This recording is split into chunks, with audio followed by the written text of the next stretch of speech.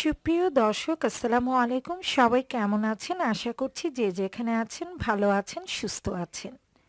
প্রতিদিন সকালের নাস্তায় সবচেয়ে কম সময়ে কি তৈরি করা যায় তা নিয়ে আমরা সবাই বেশ দুশ্চিন্তায় পড়ে যাই। আজকে আমি তৈরি করে দেখাবো খুবই কম সময়ে কোনো প্রকার বেলাবেলির ঝামেলা ছাড়াই কিভাবে আপনারা নরম তুলতুলে পরোটা তৈরি করে নিতে পারেন। আর খুবই অল্প সময়ে কিন্তু এই পরোটাটা আপনারা তৈরি করে নিতে পারবেন।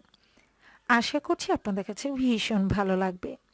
তো চলুন ভিউয়ার্স, চট করে দেখে নেওয়া যাক। পরোটা তৈরি করে নেওয়ার জন্য আমি প্রথমে একটা ব্যাটার তৈরি করে নেব। সেজন্য আমি এখানে নিয়েছি 1 কাপ ময়দা, 1 কাপ আটা। আপনারা চাইলে কিন্তু এই পরোটাটা শুধুমাত্র ময়দা কিংবা শুধুমাত্র আটা দিয়েও তৈরি করে নিতে পারেন। এবার এই শুকনো ময়দা আমি নিয়ে নিচ্ছি স্বাদ মতো লবণ, দিয়ে দিচ্ছি 1 টেবিল চামচ পরিমাণ চিনি। এতে করে পরোটার টেস্ট খুব ভালো আসবে। এবার এই শুকনো উপকরণগুলো একটু মিক্স করে নিচ্ছি। আপনারা চাইলে কিন্তু এটা চামচ দ্বারাও মিক্স করে নিতে পারেন।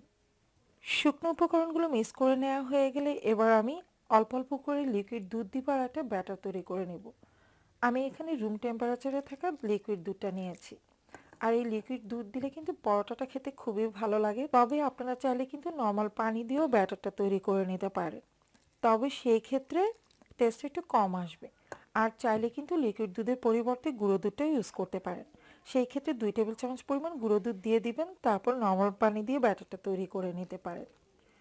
তা আমি অল্প অল্প করে দিচ্ছি আর ব্যাটার তৈরি করে নিচ্ছি। একবারে খুব বেশি দিতে যাবেন না, তাহলে ব্যাটারটা কিন্তু খুব বেশি পাতলা হয়ে যেতে পারে।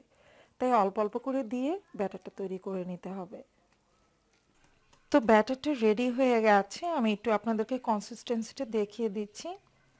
তো লক্ষ্য করলে হয়তো দেখতে পাচ্ছেন যে এর ঘনত্বটা কেমন হবে। যেমনটা আমরা পাটিসাপটা পিঠার জন্য একটা গোলা তৈরি করি, তার থেকে একটু ঘন তৈরি করেছি।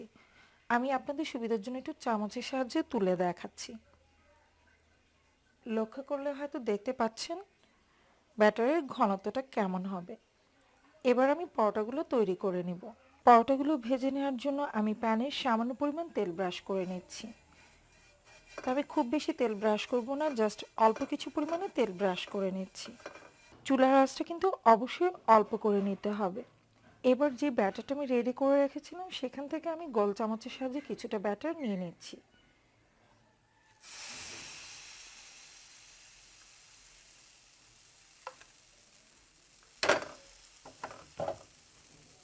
এবার জাস্ট রাউন্ড করে এটাকে ছড়িয়ে নিতে হবে।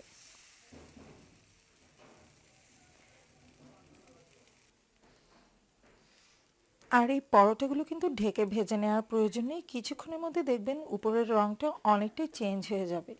লক্ষ্য করলে হয়তো দেখতেই পাচ্ছেন, যখন এরকম চেঞ্জ হয়ে যাবে তখন আমি পরোটাটাকে সাবধানে উল্টে দিচ্ছি।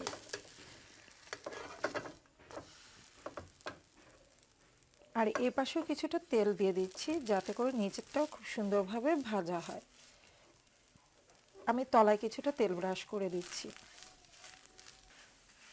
আমি উল্টে পাল্টে পরোটাটাকে সেঁকে নিয়েছি। দেখতে পাচ্ছেন এটা কিন্তু খুব সুন্দরভাবে ভাজা হয়ে গেছে। আর এক একটা পরোটা তৈরি করতে সর্বোচ্চ 1 মিনিট লাগতে পারে, এর বেশি সময় লাগবে না। তো উল্টে পাল্টে এটাকে ভেজে নিয়েছি আর দেখতে পাচ্ছেন কত সুন্দর কালার এসেছে। তো এইভাবে আমি সবগুলো পরোটাই তৈরি করে নিব। আমি সবগুলো পরোটাই কিন্তু ভেজে নিয়েছি আর দেখতেই পাচ্ছেন এগুলো কতটা নরম ও তুলতুলে হয়েছে। আমি আপনাদেরকে একটু ছিঁড়ে শেয়ার করছি। তো ভিউয়ার্স, লক্ষ্য করলে হয়তো দেখতে পাচ্ছেন যেগুলো কতটা নরম ও তুলতুলে। তা আশা করছি আমার আজকের রেসিপি একটু হলেও আপনাদের উপকারে আসবে। রেসিপিটি ভালো লেগে থাকলে লাইক, কমেন্ট এবং শেয়ার করবেন। আর হ্যাঁ বন্ধুরা, আমাকে সাপোর্ট করার জন্য আমার চ্যানেলটিকে সাবস্ক্রাইব করে পাশে থাকার অনুরোধ রইল। আজকের মতো এখানেই বিদায় নিচ্ছি। সবাই ভালো থাকবেন, সুস্থ থাকবেন।